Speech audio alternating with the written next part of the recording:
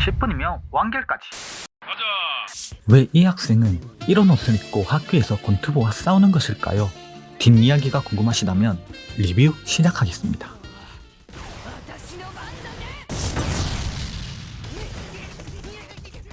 도대체 이 학생은 왜 도망을 가는 걸까요? 하지만 선도위원장에게 잡히고 맙니다. 훔친 것은 별이 그려진 교복. 교복을 입는 것만으로도 피지컬이 상승하는 모양입니다. 하지만 선도부에겐 역부족. 규칙을 어긴 학생은 참교육을 당하고 교복을 회수합니다. 그 시각 이 학교로 전학 온 주인공 마토이 류코. 자, 뭔가 설명충 같은 애랑 짝꿍이 됩니다. 즉시 이 스토리를 관통하는 이 학교만의 시스템을 친절히 알려줍니다. 교복마다 별이 0개부터 3개까지 그려져 있으며 별의 개수가 많을수록 인간을 뛰어넘는 힘과 마을에서 재력을 가질 수 있습니다. 그리고 이러한 교복을 관리하는 사람이 바로 학생회장 키류인 사츠키.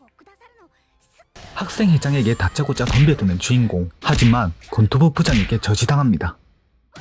주인공 버프 따윈 없이 압도적인 패배. 위기를 느낀 주인공은 즉시 하교를 합니다. 갈 곳이 없어 예전에 살던 집으로 왔지만 우연히 발견한 지하실에서 살아 움직이는 교복에게 옷 입힘을 당해버립니다. 옷 입는 중이니까 오해하지 마시길 바랍니다. 권투부 부장에게 다시 도전. 근데 옷이 이게... 아무튼 파렴치한 옷을 입고 승리를 합니다. 이 말하는 교복은 변신도 가능하고 극제복처럼 힘을 주기 때문에 주인공이 강해졌던 것. そしてこの肩立ちばさみこそ父さんを殺した犯人が残したものだ。 그리고 과거 해상을 해줍시다. 왜 하라는 공부는 안 하고 학생회장에게 깽판을 부리는지. 주인공의 아버지는 섬유를 연구하던 연구원. 하지만 누군가에게 암살을 당했고 발명한 커다란 가위 반쪽까지 분실. 범인으로 의심되는 사람은 학교회장 키류인 사스키.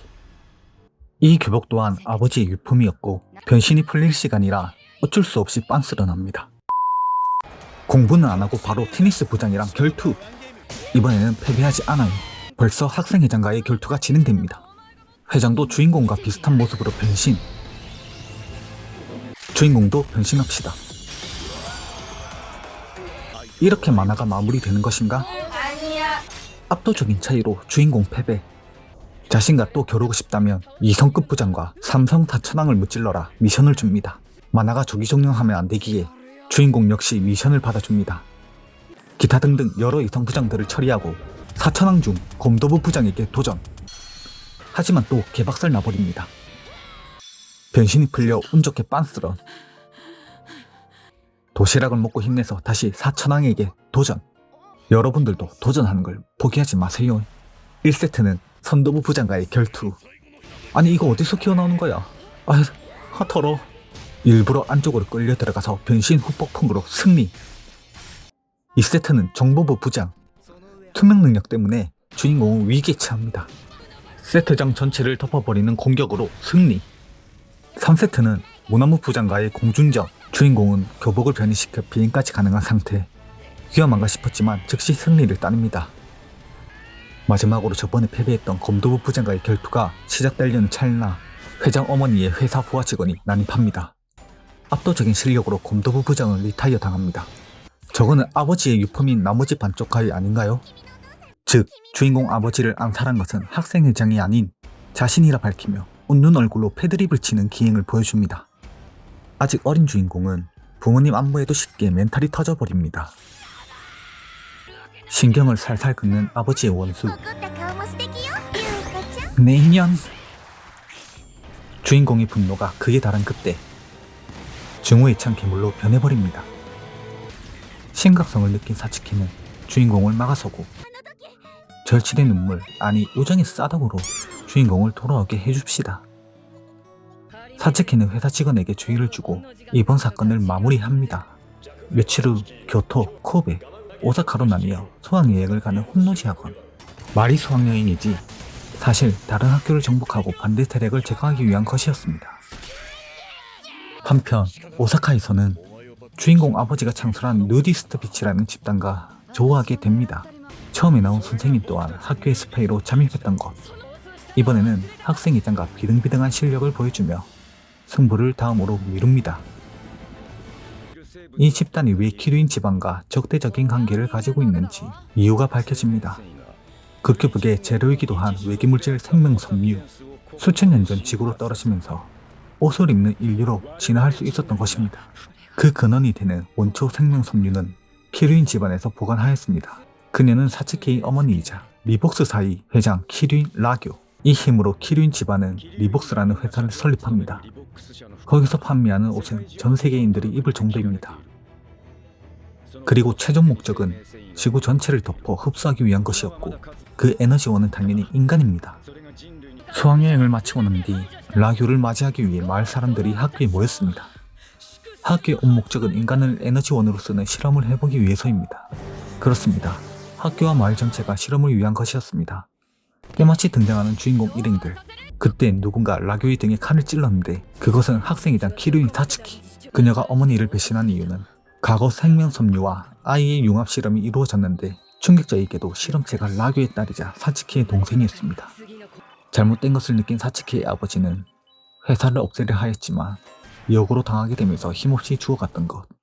그 사실을 알아채버린 사츠키는 지금까지 배신을 끊고 왔던 것입니다. 하지만 라교는 너무 강했습니다. 주인공 또한 가슴이 뚫리는 치명상을 입게 되고 또 하나의 엄청난 반전이 알려집니다. 실험체로 버려졌던 또 다른 딸이 바로 주인공이었던 것. 키류인의 아버지는 사실 죽은 척한 것이었고 또 다른 딸을 지키며 신분 노출을 막기 위해 주인공이 알고 있는 아버지 마토이 이신이라는 신분으로 살았던 것입니다. 즉 학생이장 키류인 사츠키와 주인공 마토이 류코는 서로 자매였던 것입니다. 궁지에 몰린 사츠키는 미리 설치한 폭탄을 터뜨려 상황을 억지로 정리시킵니다. 주인공은 일행의 도움으로 운 좋게 빠져나왔지만 혼수 상태. 사츠키는 자신의 어머니에게 붙잡히게 되었습니다. 하지만 사천왕의 기습으로 사츠키를 탈환하는 데 성공. 때마치 깨어난 주인공은 각성하며 손쉽게 아버지의 원수를 갚습니다. 그리고 두 사람은 마지막 결전을 위해서 원초 생명섬유가 있는 곳으로 향해 줍니다. 라교의 반항으로 잠시 주춤하지만 빈틈을 노려 원초 생명섬유를 파괴합니다. 하지만 라교는 새로운 옷과 자신의 전력을 흡수하였고 위성을 통해 전 세계 사람들에게 뿌려진 생명섬유 작동을 위해서 우주로 날아갑니다.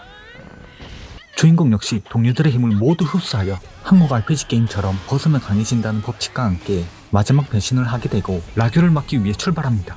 얘들아 제발 옷 좀 입어주라 진짜. 이미 지구는 생명섬유로 덮여진 상태. 둘의 싸움 끝에 주인공은 힘을 쏟아부으며 외칩니다. 인간은 인간이고 옷은 옷일 뿐이니 전부 원래대로 돌려놓으라고. 이렇게 지구를 덮은 생명섬유와 라교는 사라지게 되었고 힘을 모두 소진한 주인공은 지구로 떨어지게 됩니다. 이때 교복은 마지막 힘으로 주인공을 지키고 아래에서는 주인공을 아슬아슬하게 받아내며 막을 내립니다. 무기보다 방어구가 더 주목받는 만화.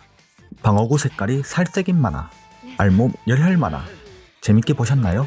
그랜라간을 만든 회사라 그런지 서비스 컷은 물론이고 액션씬도 엄청난 애니였습니다. 한 번쯤 정주행해보는 것도 좋은 작품인 것 같아요. 그럼 다음에는 어떤 작품을 리뷰할지 기대해주세요. 안녕.